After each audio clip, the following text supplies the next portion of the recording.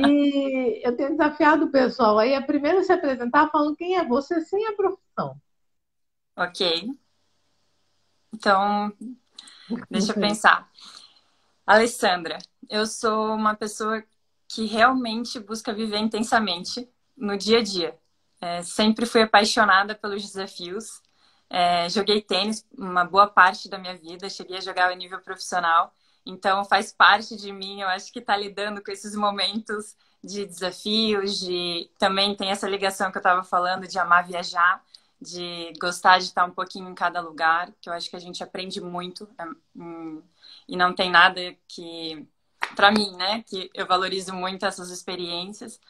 Então, posso dizer que seria nesse sentido e também uma pessoa que bem positiva e tento ver o lado bom. Não que só tenha lado bom, mas eu tento ver o lado bom em cada situação, em cada pessoa, e eu acho que isso me ajuda bastante, principalmente nos momentos mais difíceis. Né? Sim, Para gente. resumidamente, acho que seria isso. Legal. Não, muito legal. É gostoso conhecer as pessoas além do trabalho, né? Uhum. E profissionalmente, quem é você? Profissionalmente, eu sou mediadora de conflitos, sou professora, advogada e mestre em Direito pela Universidade de Coimbra e também especialista em resolução de conflitos, negociação e mediação pelo CFML, em parceria com a Universidade Católica Portuguesa. Aí, né? Não é pouca coisa, né, gente? Olha só. Tão novinha com todas essas titulações. Meu Deus, imagina quando tiver na minha idade. Pensando aqui. Uma hora É um você vício, descansa. confesso que é um vício estar sempre em movimento, buscando essa troca, esse aprendizado que acho que é o que nos leva, né, a Verdade, crescimento. verdade. Muito legal, Ale. E falando no nosso tema, né, que a gente colocou lá para o pessoal, como é que a gente faz? Como é que você vê esse universo e a forma como a maioria das pessoas lidam quando tem que negociar numa situação de conflito? Qual a cena você vê assim na sua mente? O que eu vejo muito é que as pessoas focam no outro. Então, normalmente acham que o problema está no outro, que é o outro que lida com a situação assim ou assado, que é o outro que fez isso, que é o outro que fala alto, que fala assim, e nunca, ou quase nunca, consegue se olhar para nós mesmos, né? Sim. Então, eu acho que quando a gente falou hoje, né, como lidar com o outro numa situação de conflito, eu acho que o primeiro passo é lidar com nós mesmos. Porque é bem desafiador, né, ter esse autoconhecimento. Quais são os gatilhos que nos tiram daquela estabilidade, né? Porque a primeira coisa, se nós não estamos com uma base emocional boa, é muito difícil nós conseguirmos ter clareza numa situação de conflito, que por si só ela já é mais delicada, né? Então eu acho que o primeiro ponto seria nesse sentido. E quais são esses gatilhos mais comuns que você percebe que tiram a estabilidade das pessoas? Eu acho que isso é um pouco pessoal, né? Então, mas eu posso dizer, por exemplo, por mim, dois gatilhos fortes em mim é quando é uma pessoa que se coloca muito como coitadinho, de vítima na situação. Sim, Para sim. mim é um gatilho, eu tenho que me concentrar para conseguir perceber o que, que a pessoa quer dizer para além daquele papel de vítima. E o Tá. outro gatilho que para mim é muito forte é a questão da hostilidade. Quando alguém já começa falando comigo num tom de voz, de uma forma, sem que nem sequer eu tenha dado feito o mesmo com a pessoa, né? Então a pessoa que teve a iniciativa de fazer isso, eu tenho que também estar controlando os meus gatilhos. Mas isso é um pouco pessoal. Tem pessoas que é uma questão de, por exemplo, quando considera que a pessoa não está valorizando o que o outro fez, quando a pessoa acha que tem uma questão de deslealdade ou, ou perfeccionismo. Enfim, tem vários gatilhos que podem estar acionando, né, ali numa situação de conflito. Legal. Eu vou até pedir para o pessoal que está aqui vendo a gente, se quiser compartilhar com a gente, que gatilhos tiram a sua estabilidade emocional? O que, que te faz ficar doido da vida por um conflito? Eu, por exemplo, já que você dividiu o seu, eu vou dividir o meu aí, eu tenho uma dificuldade danada de lidar com falta de critério. Sabe Uhum. quando a pessoa fala uma coisa baseada no nada e normalmente com pouca relação com o histórico anterior da conversa que a gente havia tido? Jesus! eu quero degolar a criatura, assim. Eu tenho uma Uhum. dificuldade gigante, falta de critério é duro para mim. E deixa eu te perguntar outra coisa, Lê. Você já estava para falar alguma coisa aí. Tem Não, não. algum lugar ou algum teste que as pessoas possam fazer? Hoje em dia a gente tem tanto material na internet, onde elas descubram esses gatilhos que tiram a sanidade dela ou a estabilidade emocional dela? Um que eu fiz na formação do ICFML com a UCP foi do CDP. Só que ele não é aberto. Ele precisa de uma pessoa com formação para dar esse A teste. devolutiva. Exatamente. Mas é muito interessante, porque ele trata justamente isso. Quais são os meus gatilhos e quais são as minhas reações construtivas e destrutivas frente a um conflito, frente a uma Tá, situação, né? legal. Tem alguma empresa ou algum consultor aqui que você conhece que aplique ele, que você recomende, ou é só a pessoa entrar lá no Google e fazer? Honestamente, eu conheço esse que eu fiz pela formação do ICFML, né? Tá, Eu mas não, a gente dá umas fuçadas depois. Eu dou uma eu não tenho googlada. conhecimento de outro assim acesso aberto. Realmente teria que dar uma Legal, pesquisada. legal. Se a gente descobrir, gente, a gente põe depois aqui Compartilha depois. no Instagram. Legal. E Ale, uma coisa que a gente também estava falando, né, para se preparar aí para a live nesses tempos que a gente vem conversando, é sobre a dificuldade quando a gente tem que negociar com alguém que não está afim de negociar. A gente Uhum, está numa situação, toda vez que tem uma situação de negociação, eu entendo que não necessariamente seja um conflito ou um confronto, mas existe ali uma diferença que precisa ser ajeitada, né? uhum. Ir para um ponto comum. E às vezes a outra parte não está afim, não, de contribuir, de colaborar, de facilitar, não está afim nem de negociar, na verdade, está fazendo questão. Uhum. O que você diz para as pessoas que de repente passam por situações assim? E aproveitando para abrir para você aí, quem tiver situações de conflito babado, aproveita, já digita aqui que a gente aproveita a mente da Lê para trazer novidades para a gente. Isso. Coloquem também se tiverem alguma questão, alguma coisa que eu comente que ficou confusa ou que queiram saber um pouquinho mais, por favor, fiquem à Legal. vontade. E aí eu peço ajuda, Lê, porque eu não consigo acompanhar aqui Não, enquanto eu vou falando. anotando, eu vou anotando. Perfeito, obrigada. Então, quando eu digo aparentemente o outro não quer negociar, porque às vezes é uma posição, é um papel, uma postura que a pessoa está tomando no início. Ou porque não criou ainda uma confiança, ou porque ainda tem um certo receio por algum histórico que aquelas pessoas tiveram, ou por alguma outra vivência, ou porque ainda está um pouco receoso em relação ao resultado daquela negociação em si. Então, pode ser só aparente, porque se nós conseguirmos trabalhar essa negociação de forma concreta, através, eu falo sempre no livro Como Chegar ao Sim, né? Que para mim eu acho que é uma base para essa parte da negociação e fica aí a indicação para quem ainda não leu e para quem leu, acho que vale a pena reler, porque 10 vezes, né? é daqueles que realmente é a base.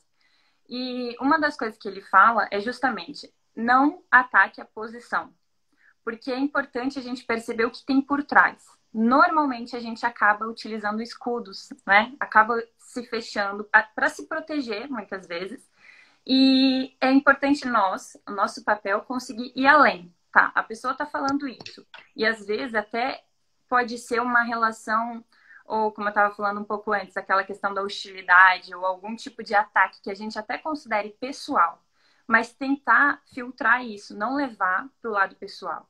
Levar no sentido, tá, o que eu posso enxergar aqui nessa situação? Qual é o interesse dessa pessoa por trás dessa postura que ela está tendo? E se eu não conseguir identificar inicialmente, eu tenho que questionar. Dizem que os melhores negociadores são aqueles que ouvem muito mais do Sim. que falam, né? Até muitos falam, nós temos duas orelhas e uma boca, não é à toa, né? Então, assim, é importante saber ouvir. Então, eu tenho que perguntar e tenho que dar tempo para a pessoa me responder.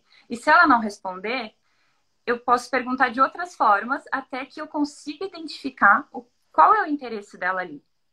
E também um outro ponto bastante importante aqui é que eu consiga mostrar para o outro por que para ele vai ser bom negociar comigo. Porque eu não posso focar só para mim. Eu tenho que pensar como que o outro vai aceitar aquilo que eu estou propondo. E a melhor forma de fazer isso, normalmente, é você conseguindo trazer um teste de realidade. Que no livro ele fala muito no BATNA, que é a melhor alternativa fora da negociação. Quando eu sei qual é o meu BATNA e eu sei qual é o BATNA da outra pessoa, eu tenho muita informação para estar trocando na mesa de negociação. Porque se eu apresento uma possibilidade melhor do que o BATNA, do que a melhor opção fora da negociação para aquela pessoa, então ela vai, opa, pera lá, eu posso não gostar de você, eu posso nem querer dar continuidade nessa relação posteriormente, de repente, mas para esse caso concreto, você está me mostrando uma coisa que é interessante para mim. Então, é nosso papel mostrar isso para outra parte. E aí ela pode, né, acabar baixando aquela guarda inicial. Tá.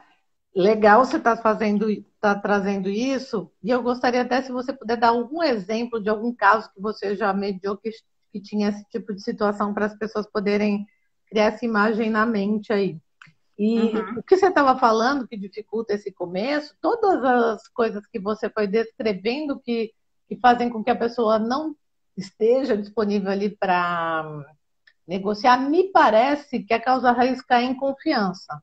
Eu tenho uma hipótese assim de te ouvir e das minhas experiências também assim é que sempre cai na confiança, né? As resistências estão muito linkadas à falta de confiança.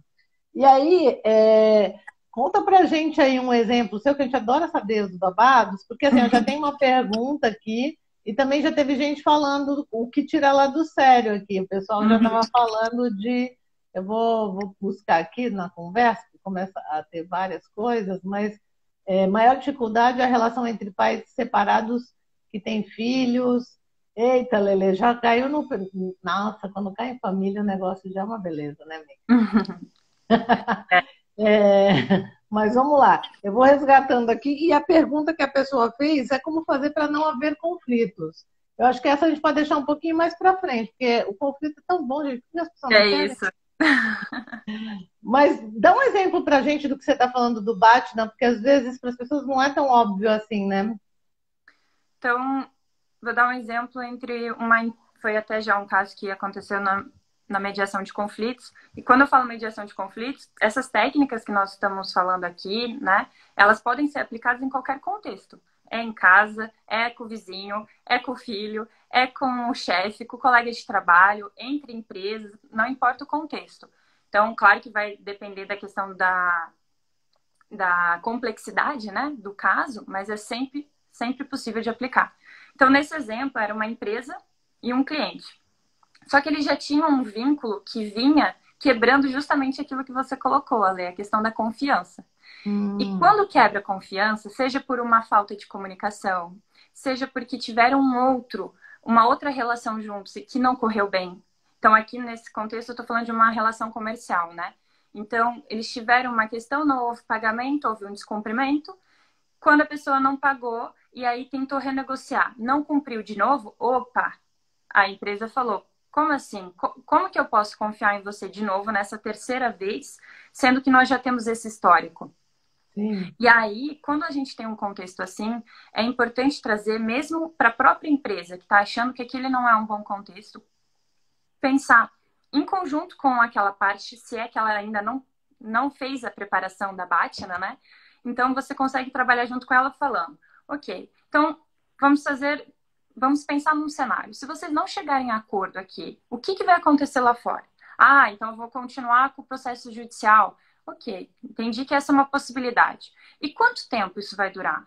E qual é o gasto disso? E quem que vai ser envolvido num processo judicial? Quando a gente vai trazendo todas essas nuances que muitas vezes não são colocadas no papel, não são quantificadas, que é a questão do tempo, é a questão da imagem, é a questão da confidencialidade ou não dentro daquele mecanismo.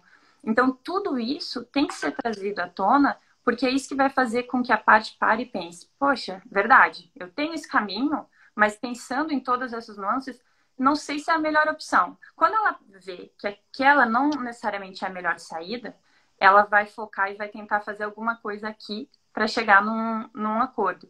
E aí é onde a gente pensa, então tá, se vocês estão comentando que lá fora não é o melhor dos cenários para vocês, o que pode ser feito aqui hoje para que daqui para frente não aconteça mais isso? Então, aí o que foi trazido em causa? Ah, então a gente vai fazer um novo acordo, mas agora a gente precisa de mais segurança. A gente precisa de um terceiro que deu o aval.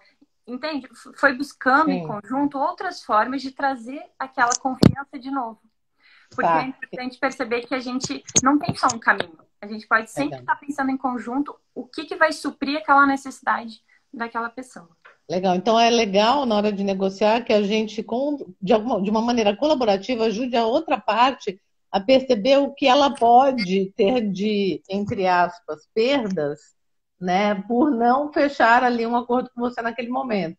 Isso de uma maneira bem delicada e colaborativa, né? Isso. E mesmo que ela mostre, não, aquela saída vai ser excelente, porque eu tenho um outro comprador, trazendo um outro exemplo, né? Eu tenho um outro comprador para esse bem e ele vai me dar X.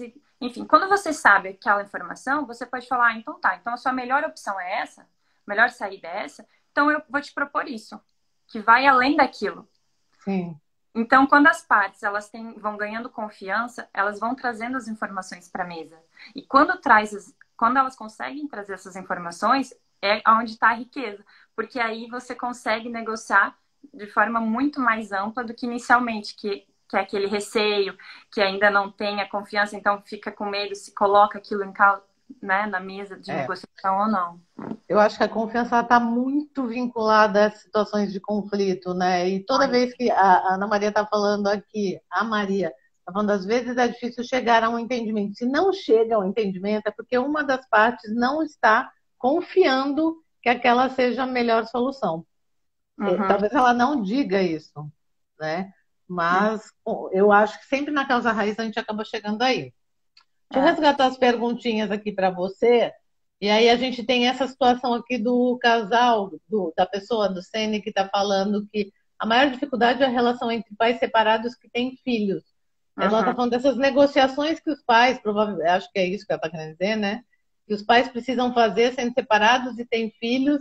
E essas situações, normalmente, de negociação já trazem um ranço da história que não deu certo, né? Uhum. Como lidar quando a situação envolve ex e filhos?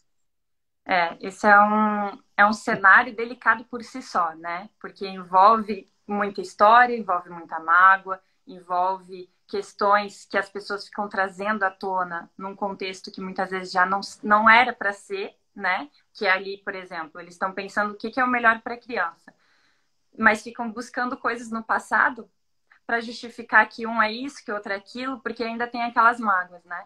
Então, uma das coisas que a gente fala bastante, que tá também nesse livro, é separar a pessoa do problema. Primeira coisa que é muito importante em qualquer contexto é não sou eu e você, não sou eu contra você. Sou eu e você contra o problema. Então, os pais precisam colocar as diferenças de lado, por mais desafiador que isso seja, pensando naquilo que eles têm em comum, que é o bem daquela criança.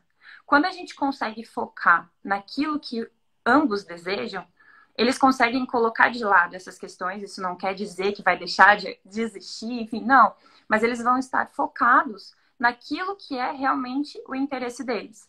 E às vezes eles não pensam diferente quanto aquilo. Eles têm estratégias diferentes para aquilo. Mas aquela necessidade, aquele cuidado, ele é mútuo, né? Então, vou dar um exemplo. Ah, querem decidir qual vai ser a escola da criança, né? Ah, eu quero A e o outro quer a escola B. Tudo bem, mas ambos querem o melhor estudo para aquela criança. Então, quando você sai da posição, que é um outro ponto importante na negociação, sair daquelas posições iniciais que só engessam a negociação, e você consegue passar para os interesses. Então, você, no lugar de ficar falando, não, é a escola A, e não abro mão porque eu já pesquisei e é a melhor.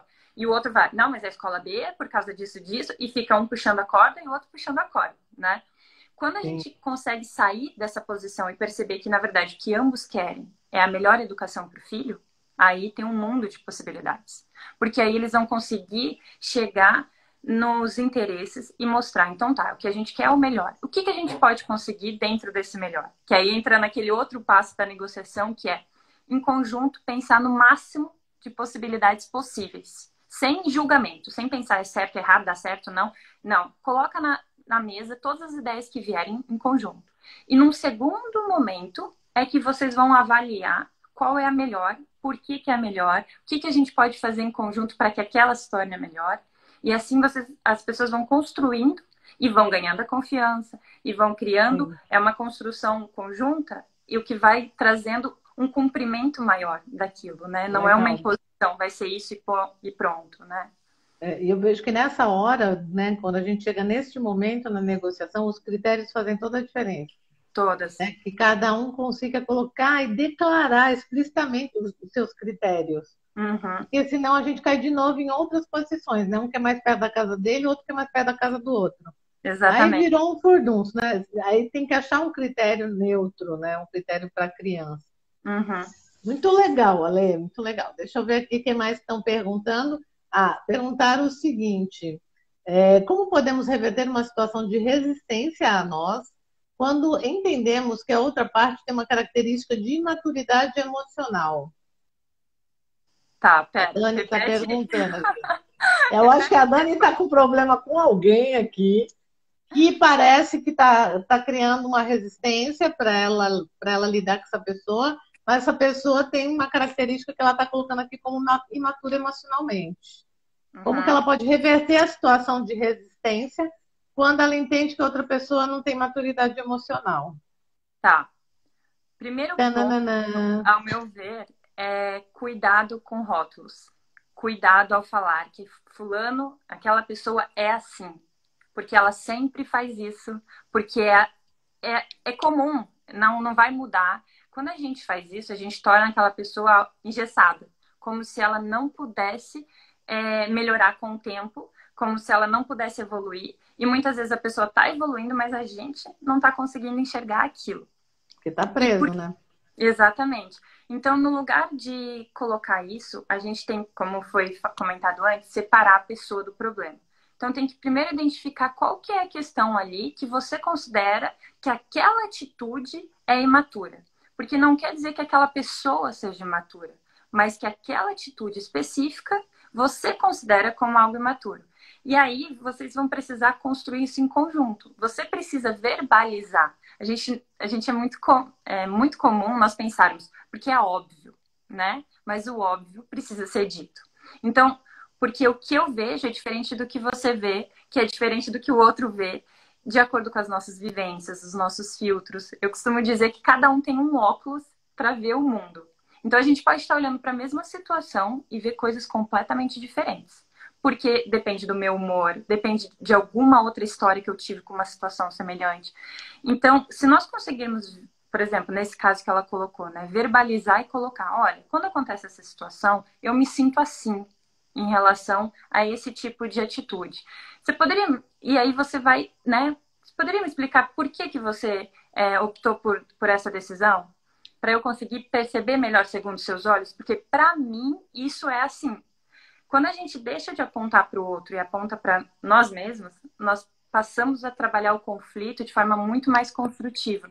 Porque vai naquela ideia de construir aquela confiança, porque o outro vai deixar de contra-atacar, porque ele não vai se sentir atacado. Ele vai perceber que para você é assim, mas que para o outro pode ser diferente, né? É legal, olha, o que você está trazendo, porque nós, latinos aqui, eu acho que a gente tem uma ideia muito errada de que falar a verdade vai gerar um conflito. Não, o conflito já está instalado.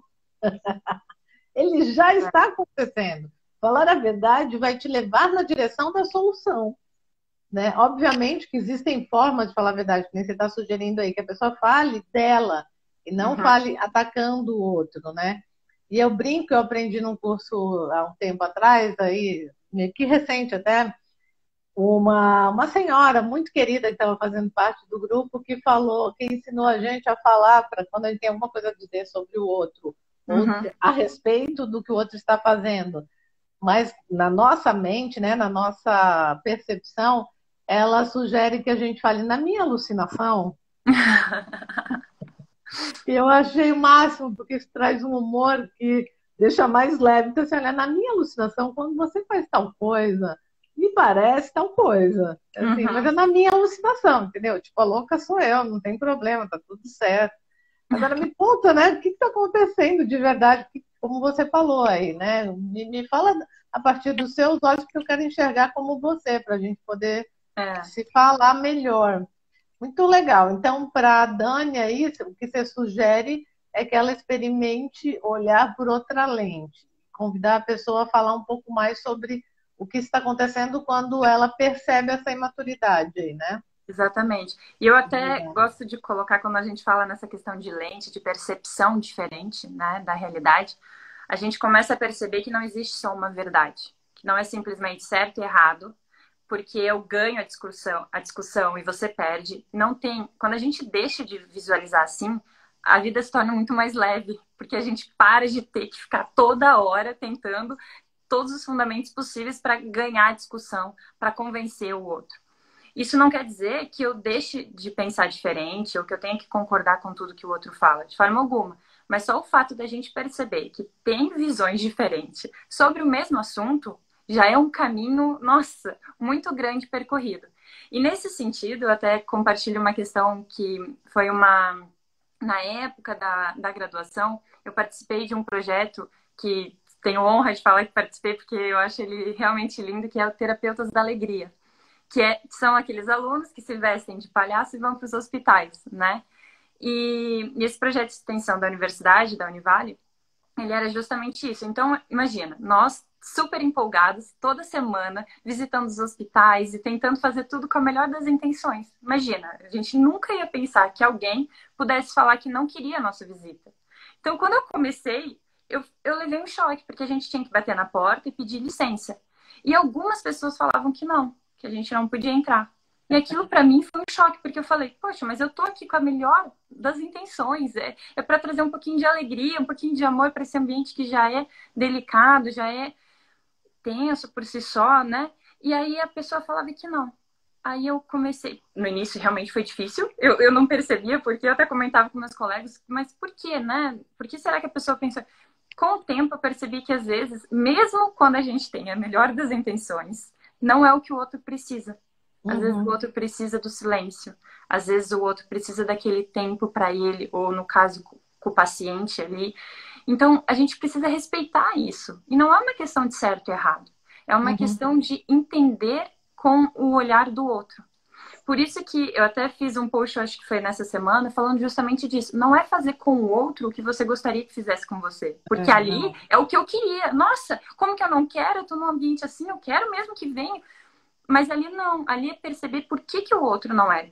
E aí tinha dois contextos. Um, nós conseguíamos ganhar a confiança com o tempo. Então a gente fazia o balão e deixava na porta.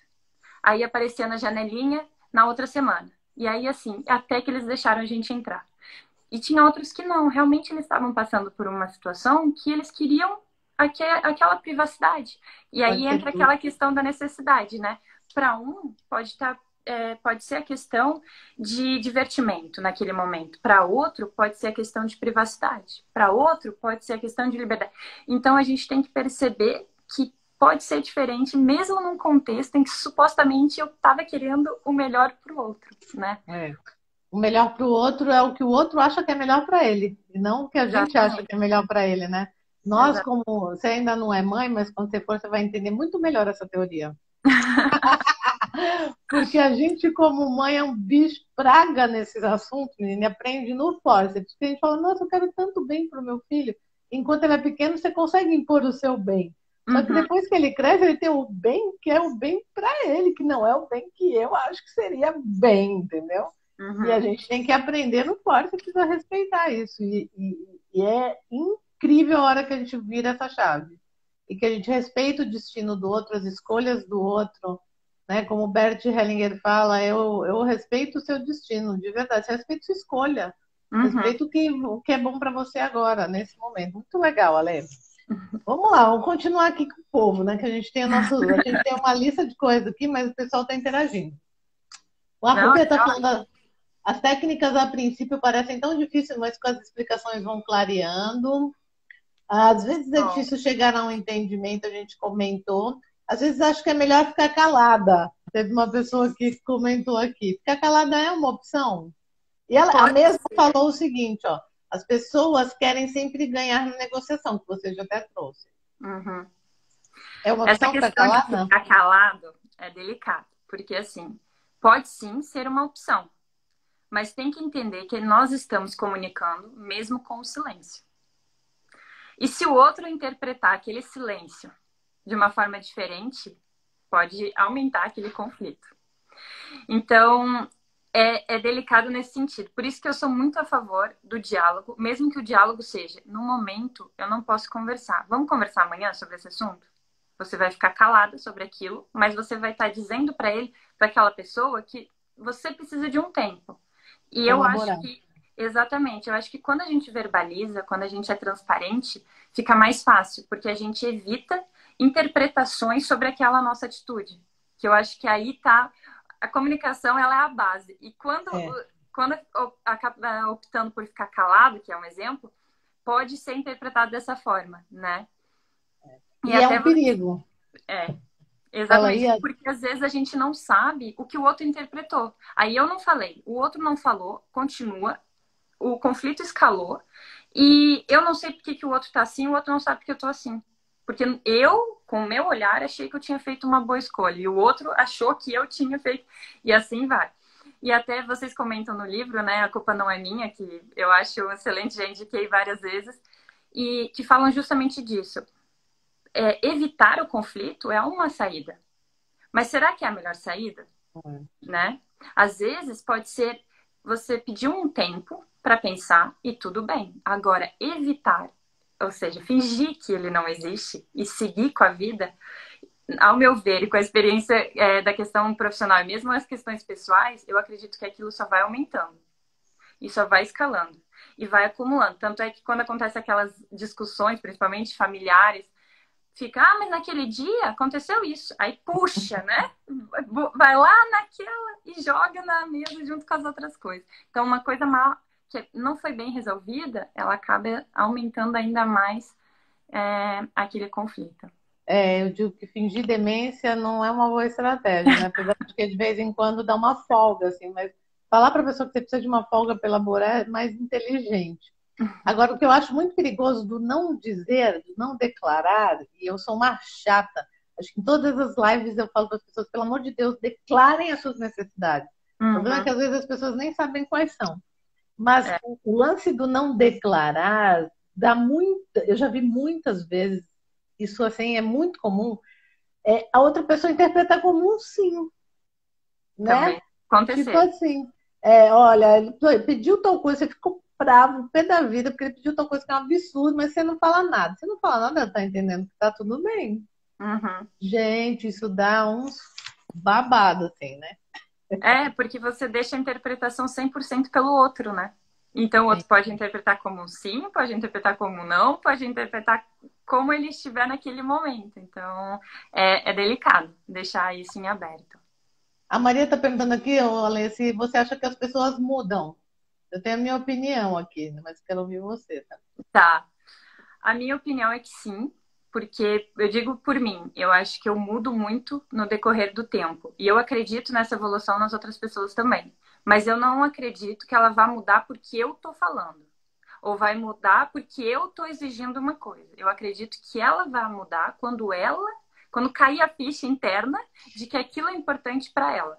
Não, por isso a gente até fala muito que não adianta você tentar mudar o outro, porque a gente não tem esse poder, né? Então tem que mudar nós mesmos e aquilo pode, de certa forma, acabar refletindo nos outros.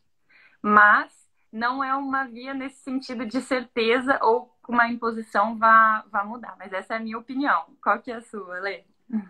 Então, eu acho, eu tô quase naquele pau que nasce torto, tudo nunca assim direito. Ai, que horror, né? Pensar assim. Brincadeira à parte, assim, eu acho que as pessoas realmente só mudam quando elas percebem um ganho delas, né? Um ganho para elas, assim, muito explicitamente. Porque é muito interessante de ver como as pessoas vão envelhecendo, e agora eu já estou com 46, né? Eu tenho certeza que com 60 eu vou pensar diferente. Eu mudei muito. E tem aquela máxima dos casamentos que dizem que o homem casa com a mulher, falando, ai, que maravilhosa, ela nunca vai mudar, que linda, vai continuar sempre a mesma.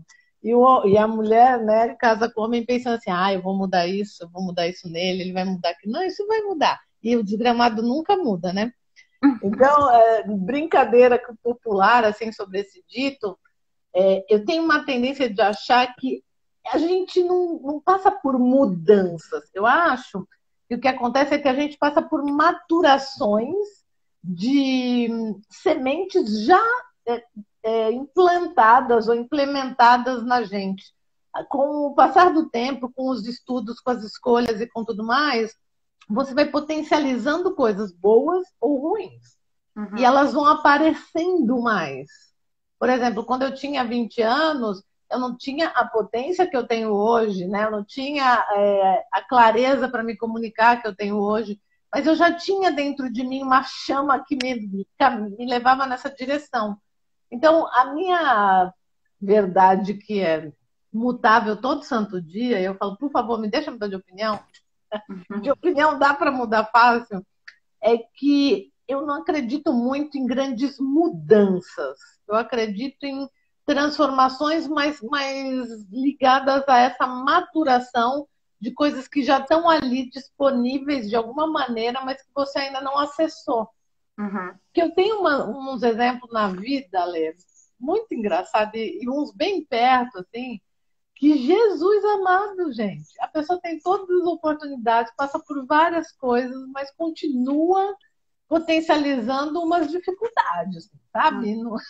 Mas aí a gente volta para aquele olhar do mediador e do que a gente está trazendo aqui. É bom para ele. Para ele tá legal assim, né? Quem sou eu para achar assim, ai, mudar, né? Exatamente. Agora falando na própria pessoa que você estava falando da importância do autoconhecimento, né? Eu acho que é isso. Quando a gente tem consciência das nossas reações, da forma como nós agimos, é que nós podemos mudar ou não. Porque eu posso optar por não mudar, mas a gente tem que ter noção que ao não tomar uma escolha, né? Ou seja, não fazendo nada sobre aquela relação, sobre aquela situação, é uma escolha, né? Então, tudo são escolhas. Por isso que eu acredito, né, que seja possível pensar um pouquinho diferente nesse sentido, mas também não é um passe de mágicas, é uma questão de escolha diária, né? Eu quero transformar essa relação, eu quero transformar essa questão minha interna. Eu todo dia tenho que estar buscando aquilo, porque se eu tenho uma outra forma de lidar com aquilo, mudar, né, essa chave não vai ser de um dia para o outro. Mas por isso que eu acredito muito nessa questão interna, não pelo outro. Não é o outro que vai impor. Por isso que a gente precisa de pessoas como você, que acreditam. Porque senão tava ferrado se fosse que nem eu. Eu tenho uns coaches que chegam no meu escritório que eu falo, não, esse não vai rolar. Né? Aquela que demite alguns clientes, né? Que nem pega os clientes. Porque existe, eu acredito, e aí tem várias nuances. Eu quero estudar ainda um pouco mais isso, que assim, existem pessoas mais disponíveis para esta elaboração, que nos mostra uma transformação, que parece uma mudança, mas que para mim ela já estava ebolindo ali, sabe? Estava acontecendo. Existem umas pessoas que têm isso, mas resiste, confina e abafa, sabe? E aí é mais difícil de trabalhar. Eu já passei por situações desafiadoras assim. E a pessoa ainda terceiriza a culpa para você, que não ajudou, que não foi competente, que não transformou ela. Oi? Não, mas isso é normal, essa ideia de buscar um culpado, e normalmente é outra pessoa e não você mesmo, né? Mas essa questão, acho que ela também está muito ligada ao mindset, né? Que já fica aí um outro livro. Ótimo. Que é realmente essa questão. Se nós temos um mindset, um pensamento fixo, né? Sobre certas... Muitas vezes nós temos em relação a uma coisa o fixo, e em outra a questão de eu acredito que eu posso me desenvolver, né?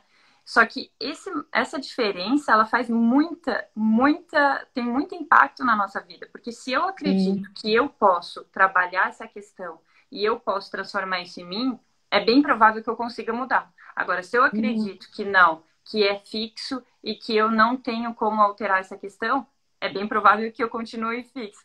Porque normalmente quem tem um mindset fixo, ele acredita que as coisas vêm sem esforço, que eu não preciso fazer muito, eu meio que já tenho que nascer assim, que se eu não tenho dom, aquilo não vai funcionar. Enquanto o mindset de crescimento, ele acredita que não, tudo é prática. Tudo nessa vida é prática. Tem pessoas que têm mais facilidade, outras que menos, mas eu posso, se eu quiser, tiver dedicação e fizer por isso, eu posso alcançar um resultado nesse sentido. Não, eu acho isso muito legal. Eu adoro esse livro da Carol Dweck. Inclusive, Sim. perguntaram aqui qual a importância do estudo e dos livros na sua vida. Você já começou a responder, né? É muito E, forte. e eu, assim, eu sempre acreditei muito que as pessoas são capazes de mudar, tal.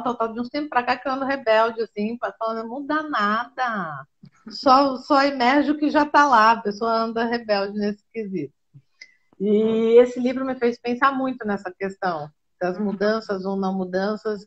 Para mim, na minha interpretação, no meu mindset, deu uma potencializada nessa coisa de que emerge o que tem disponível ali. O que não tem disponível, minha filha vai ter que morrer, nascer de novo. A pessoa está revoltada. Isso é um horror, mas eu brinco como nas nossas entrevistas aqui, o legal é a gente poder falar sem ficar muito filtrando, né? Sem ficar naquela, vamos ser politicamente corretos. Não, vamos deixar o povo também Não, falar. é bom ter opinião diferente. E aí eu posso até aproveitar para fazer um link, porque eu acho que você comentou que uma das pessoas perguntou, tem como evitar o conflito? Foi isso? Isso, exato, lá no Então, começo. aí eu trago uma reflexão que é, não. Que é o conflito, ele é inerente ao ser humano. Então, onde há ser humano, há conflito. E isso é bom, porque como você colocou, você tem uma visão diferente quanto a isso, eu tenho outra, e isso é construtivo. É, Ou melhor, pode ser construtivo. Agora, normalmente quando a gente fala conflito, o que significa conflito para você? As pessoas acabam ligando a coisas negativas, a um momento de estresse, a um momento de rivalidade, é aquela ideia do ganha e perde, é uma coisa que já tem essa conotação. Então as pessoas muitas vezes acabam evitando o conflito, né? Ou buscando de certa forma que ele não aconteça. E quando esse é o papel, ou melhor, a postura daquela pessoa, ela acaba cedendo muitas vezes para o outro, porque prefere ceder do que ter um conflito. Ela acaba evitando, ela acaba, ou então faz ao contrário, que é ganhar a todo custo. Então são formas de lidar com o conflito que realmente podem ser negativas. Mas o conflito também pode ser isso, uma oportunidade para chegar em outro resultado, uma oportunidade para ter mais criatividade para resolver aquilo. Pode ser uma oportunidade para criar conexão e confiança naquela relação. eu acredito nisso. Eu acredito muito nisso. Então, só essa mudança, né? Eu tenho um conflito. Se eu já pensar de forma negativa, já, né? Começa a pensar naquela situação, já fico Já fechado. problematiza, né? Já, exatamente. Aí vai potencializar ainda mais. Agora, se eu pensar de forma aberta, de que, ok, a gente tem opinião diferente, mas o que será que a gente pode construir junto? Eu posso continuar com a minha forma de pensar, eu não preciso mudar a minha forma de pensar, mas a gente pode pensar e chegar num denominador em comum que seja bom para mim e para você, né? Então, e aí entra de novo aquela questão das necessidades. Eu posso querer liberdade, você pode querer segurança. O que a gente pode fazer para que eu alcance a minha liberdade e você a sua segurança, né? Como que a gente pode fazer nessa situação? Eu acredito muito, olha, que conversas pautadas em reais necessidades declaradas, elas são muito produtivas. Elas sempre chegam a uma conciliação. O Ale, nós já estamos conversando há 50 minutos. Daqui a pouco o Instagram vai explodir a gente aqui. Deixa eu te falar. Teve uma pergunta aqui que eu acho que merece que a gente grave um vídeo depois para postar, para responder. Eu tenho feito isso em algumas lives. Perfeito. Ana Maria mesmo que perguntou, porque essa perguntinha eu acho que vai dar um babado para a gente responder, que é o seguinte: uma pessoa quando ama outra também não muda? Cri, cri, essa cri. merece um vídeo mesmo explicando, porque a gente não vai ter tempo aqui para estar explorando esse tema. Mas então vamos gravar esse vídeo, Ale? Perfeito. Fica Legal. já Então, vamos tarefa, gravar para quem é. Vamos gravar para quem é aqui, Ana Maria _ Maia. Vou até anotar aqui. Ana Maria _ Maia, que daí a gente marca ela na resposta. Viu, Ana? A gente vai te responder com o vídeo, porque essa pergunta aí, minha filha, é danada. É a minha tia, pelo que eu tô vendo aqui. Ah, é? Então ela tem a consultora em casa, mas pode deixar. Acho que vai ajudar muita gente aqui essa pergunta. E, Ale, aproveitar esses últimos minutinhos para saber da Ale por trás da Ale Expert, né? E uma coisa que eu gosto de saber para humanizar um pouco, né, essa imagem de uma mulher bonita, bem-sucedida, inteligente, né, cheia de vida, de oportunidades, que vive no mundo, que conhece um monte de coisa. E aí as pessoas começam a olhar, fica até com uma invejinha, manda uma bad vibe. Eu gosto de trazer uma coisa assim, o lado B da lei. E um dos lados B que nos revela muito são os nossos medos. Do que a Uhum. Lê tem medo? É, eu confesso que um dos meus medos é não conseguir ajudar, ou melhor, na questão principalmente nessa de. Agora, fazendo só um parênteses rapidinho, desde pequena eu não gosto de briga, não gosto de discussão, de tom alto, é uma coisa que me incomodava. E para mim, eu tenho um pouco de medo de não ajudar o outro, de tentar ajudar e acabar fazendo pior. Por Ah, quê? Porque entra aquela questão de o que é bom para mim não é bom para você. E quando a gente fala do conflito dos outros, é uma coisa. Quando a gente fala do nosso conflito, é outra. Então, exige muito mais quando nós estamos vivenciando o conflito, né? Exige sair daquela posição, ir para uma visão helicóptero. Então, eu acho que esse é um ponto e é uma coisa que eu trabalho também de não deixar isso afetar, porque eu também misturava, né? Agora, de um tempo para cá, trabalhando nessa área, eu consegui separar, mas é uma coisa que mexe muito comigo, esse lado. muito bom. Pediram para você falar do projeto do Larry. Acho que é Larry. Ah, Eu é acho que é. porque, nem sei se vai dar tempo, mas é porque a questão do projeto do Larry foi outro projeto Pode que ser um vídeo, Ale. Pode dar, dar só uma palhinha e grava um vídeo sobre isso. eu fiz parte enquanto jogava tênis e realmente fez grande parte na minha vida e muitos ensinamentos. E um deles, aquilo que eu estava falando de viver intensamente, vem do tênis, do ponto por ponto, né? Então, que é muito Olha, forte. um vídeo, Ale. É. Fica aí o outro para depois. Legal, legal. Isso daí você pode fazer e me marca lá que eu faço questão de ver. E, Ale, como que foi a sua infância? O que você lembra da sua infância que te remeta à competência principal que você reconhece em você hoje, mas que você traz lá de pequenininha?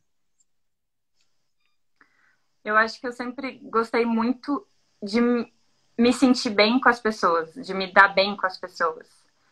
Para mim não fazia sentido quando, por exemplo, eu tinha duas amiguinhas que não se falavam, mas as duas falavam comigo. Isso me incomodava. Então, quando eu fazia aniversário, eu chamava as duas. Então, eu buscava sempre ligar. Eu acho que está um pouco em mim nesse sentido, porque, como eu comentei antes, briga é algo que realmente me incomoda. E, normalmente, até indo um pouco ao encontro aqui da pergunta, é, quando eu amo o outro, e é justamente isso, quando eu vejo que as pessoas se amam, mas elas, mesmo assim, estão lidando de uma forma destrutiva, me machuca muito, muito mesmo. E eu acho que isso é uma característica que acabou vindo comigo desde pequena e eu acabei me encontrando dentro do meio da mediação e da resolução de conflitos. Tem algum fato marcante que você possa declarar, que você queira declarar, que te fez ter essa consciência de que briga é uma coisa que te incomoda? Se for possível falar, obviamente, né? Uhum. É que eu sou muito sensível, muito, muito sensível e emotiva. E quando eu era pequena, eu deixava aquilo me afetar. Depois de um tempo, eu comecei a aprender a lidar com isso. Mas me afetava ao ponto. Eu não tenho relação àquele conflito, mas eu achar que de alguma forma eu tinha dado causa àquilo. Hum. E não passei por nada traumático ou algo nesse sentido, mas simples aumentar o tom de voz, né? Numa Você já discussão. achava que você era o motivo da discórdia ali. Era uma coisa que eu não me sentia confortável mesmo, assim, mesmo. Não era algo que me fazia bem. Então, acho que foi um pouco por aí que acabei parando aqui onde estou hoje. Ah, é maravilhoso isso, né? Porque na vida só dá presentes pra gente, né? É Verdade. muito legal. Hoje eu estava brincando até com meu filho mais velho que está aqui comigo.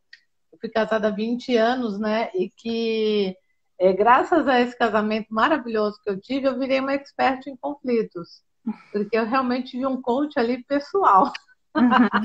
E quando a gente consegue ver por esses olhos e ter Exato. gratidão por todas as nossas experiências, e hoje poder transformar essas experiências a serviço das pessoas, né? É muito legal. Então, eu sou assim, muito grata,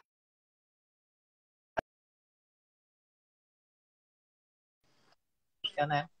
É bem isso. E eu acho que nós somos o resultado disso, né? Nós somos o resultado de tudo que nós vivenciamos. E é por ter passado por essas situações que hoje nós pensamos como nós pensamos. E quando nós É, conseguimos conectar isso com o trabalho, nossa, aí é muito gratificante, né?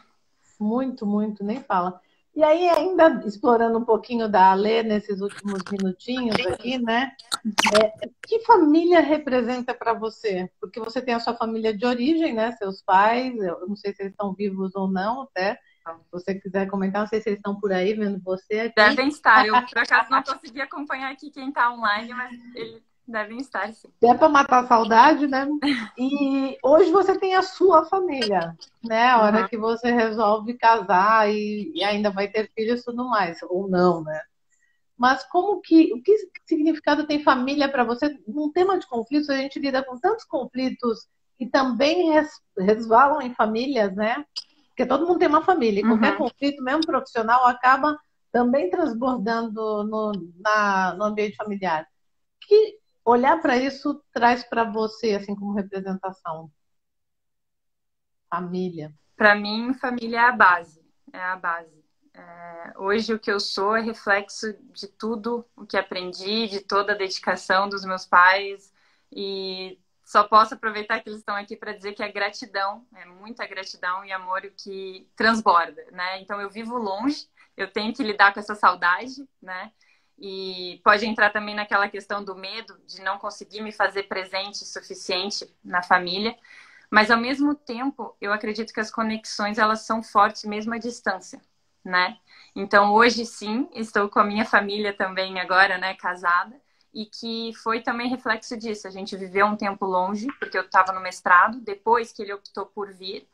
Só que eu posso dizer que isso nos fortaleceu demais. Então, assim, eu acho que tudo a gente tem algo para tirar de positivo e muito positivo. Mesmo situações complicadas, mesmo desafiadoras e muitas vezes tristes, nós temos algo para aprender dali.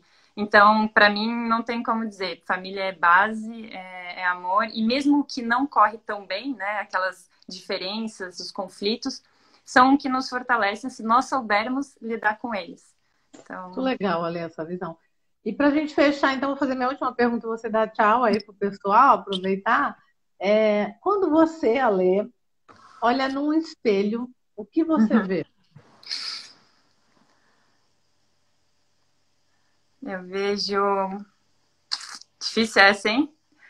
Quando eu olho no espelho, eu vejo esperança. Eu vejo. Eu vejo essa busca incessante por tentar ser mais a cada dia. Eu acho que é. E aí vai ao encontro daquilo que nós estávamos falando, de ainda acreditar em várias coisas que talvez algumas pessoas com a vivência deixam de acreditar, né? Não sei, acho que seria nessa linha. Ou não, né? Tomara que você chegue num lugar aí que seja, que mantenha esse olhar. Eu brinco, né? Eu sou muito sortuda, eu tenho um namorado que acredita eminentemente, assim, e inquestionavelmente, que as pessoas podem mudar o que quiser, a hora que quiser, mó barato, assim. E aí a gente tem, de vez em quando, umas conversas bem interessantes, porque eu ando nessa fase meio Uhum. danada, mas vamos ver até quando ela dura. Eu tô curtindo, Pois, vamos ver se né? ela não muda. Eu tô curtindo esse lugar, porque eu sempre fui a toda certinha, politicamente correta, que vê tudo bonitinho, tudo positivo, e ultimamente eu ando me permitindo esse lugar do questionamento. E tá interessante, viu? E Eu é muito bom. recomendo. Recomendo para quem quiser experimentar. E Ale, dá tchau pro pessoal aí, porque acho que em um minuto ele manda a gente embora. Muito obrigada pela participação de todos. Espero que tenham gostado. Se tiver alguma outra questão que vocês gostariam de ouvir, a gente faz vídeo respondendo. Então, muito, muito obrigada pela participação. E Ale, obrigada pelo convite. Foi um prazer estar aqui com você hoje. Eu que adorei, Ale. Nossa, oxigena aqui a gente, esses ares que você traz, muito gostoso. Gratidão pela sua presença, pela sua disponibilidade, pela sua abertura. E começou a Eu que contagem agradeço. regressiva aqui. Obrigada, Lê, minha xará. Ainda bem que tem a Ah, internet que permite isso, né? ainda Muito bem. obrigada. Uma ótima Obrigada, minha semana para você. querida. Você também, viu? Beijo. Um beijo. Tchau.